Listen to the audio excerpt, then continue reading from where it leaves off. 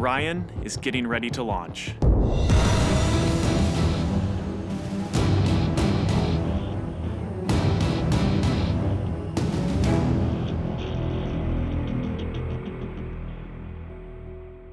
My name is Kelly Smith, and I work on navigation and guidance for Orion. Orion is NASA's next-generation spacecraft. Built with versatility in mind, it can take astronauts deeper into space than we've ever gone before, to an asteroid or even onto Mars. For these missions, Orion has to be one tough spacecraft, withstanding high speeds, searing temperatures, and extreme radiation. Before we can send astronauts into space on Orion, we have to test all of its systems. And there's only one way to know if we got it right: fly it in space. For Orion's first flight, no astronauts will be aboard. The spacecraft is loaded with sensors to record and measure all aspects of the flight in every detail.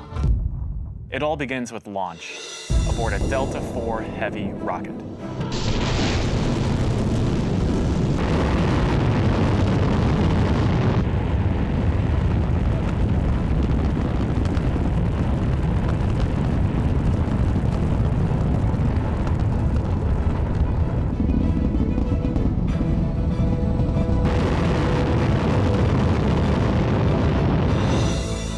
As it punches into Earth orbit, Orion will jettison its launch abort system. The abort system is a safety feature designed to pull Orion and its crew out of danger if there were a problem with the rocket during ascent. Orion's journey is just beginning. As the spacecraft and the upper stage begin their first lap around Earth, Mission Control in Houston is monitoring the progress of the flight. Orion's over 100 miles up and going about 17,000 miles per hour. Just as it passes over the Indian Ocean, we lose communication.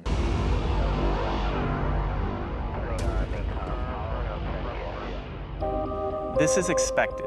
The communications link we have through satellites to Orion is momentarily lost, but Orion continues to receive and process data.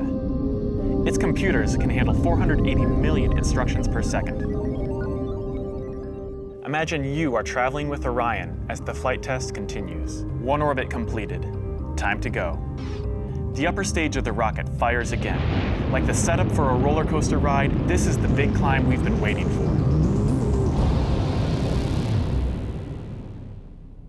We are headed 3,600 miles above Earth, 15 times higher from the planet than the International Space Station. As we get further away from Earth, we'll pass through the Van Allen belts, an area of dangerous radiation. Radiation like this could harm the guidance systems, onboard computers, or other electronics on Orion. Naturally, we have to pass through this danger zone twice, once up and once back.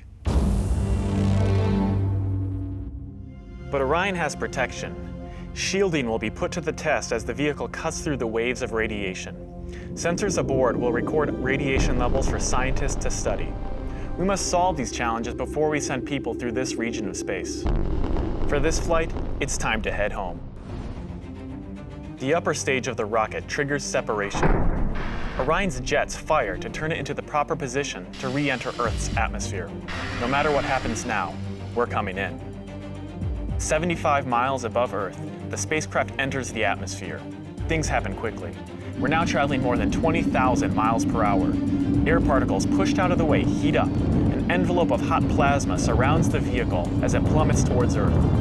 The plasma reaches temperatures of 4,000 degrees Fahrenheit, almost twice as hot as molten lava. This may be the most dangerous part of the flight. Mission Control is monitoring all the data from the spacecraft, and then we lose communication again. No data can penetrate the plasma. Orion is on its own. Orion is inside a fireball. Onboard systems ignite jets to keep the ship pointed correctly, so the specially constructed heat shield takes the full brunt of the inferno. This is the largest heat shield of its kind ever made. Orion's computers command the spacecraft to bank like an airplane, keeping a precise path to the landing site. Even though we've slowed from 20,000 miles per hour to about 300 miles per hour, we're still traveling amazingly fast. We must slow down to safely land in the ocean. Luckily, we have parachutes. Specially designed for Orion, the parachutes help us hit the brakes, but not too quickly. One day people will be aboard, so deceleration must happen in stages to keep things comfortable for the crew. The forward bay cover jettisons.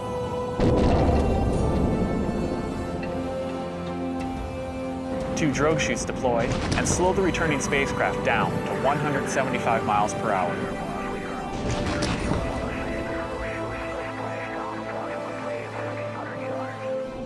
Then, the three main parachutes open.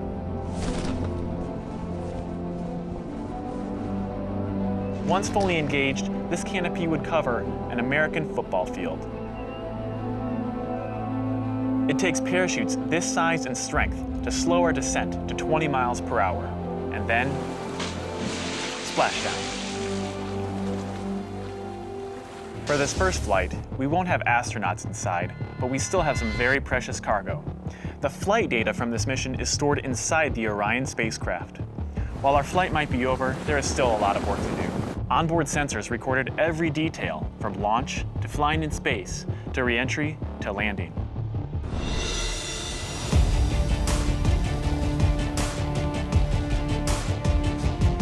Flight tests are difficult and complex, but they give us confidence that the systems we have designed work under real flight conditions. It's great to be a part of this first space flight for Orion, and we're looking forward to beginning a new chapter in human space exploration.